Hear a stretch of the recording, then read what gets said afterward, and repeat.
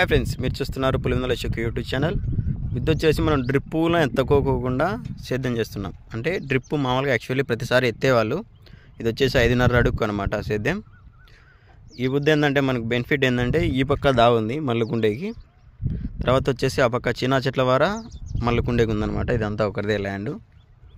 చెట్లలో అయితే బ్రహ్మాండంగా సేద్యం వస్తుంది. ఇది కొత్త సాగు అనమాట. యాక్చువల్లీ అట్లా గుండ్లు రాళ్ళు ఉండే భూమిని మన వాళ్ళు ఇట్లా తయారు చేసినారు. ఈ బుద్ధి వచ్చేసి మనం గొర్రు గుంటక అంటే ముందర 3 చెక్కలు వస్తాయి, వెనకలు వచ్చేసి గుంటక పలుగు వస్తుంది. మన వాళ్ళు ఏం చేస్తారంటే పెద్దగా గిడ్డి కాకముందే సేద్యాలు కొట్టుకుంటారు. ఈ బుద్ధి చెట్లు నాటి ఖచ్చితంగా 4 రోజులైంది, కానీ దీంట్లో గిడ్డి అయితే పెద్దగా పల్లె. కొత్త సాగు కాబట్టి గిడ్డి పెద్దగా పర్లేదు. కాకపోయినా కానీ భూమి కదులుతా అంటే చెట్టు అనేది ఇంప్రూవ్మెంట్ అవుతుంది అని చెప్పేసి మన వాళ్ళు వచ్చి సేద్యం అయితే చేపిస్తున్నారనమాట. ఇప్పుడైతే సింగిల్ సాల్ చేపిస్తున్నారు. ఈసారి ఇటు సాల్ కొట్టాలంటున్నారు. ఖచ్చితంగా 20 రోజులు టైం పెట్టుకుని వీళ్ళు మన వాళ్ళు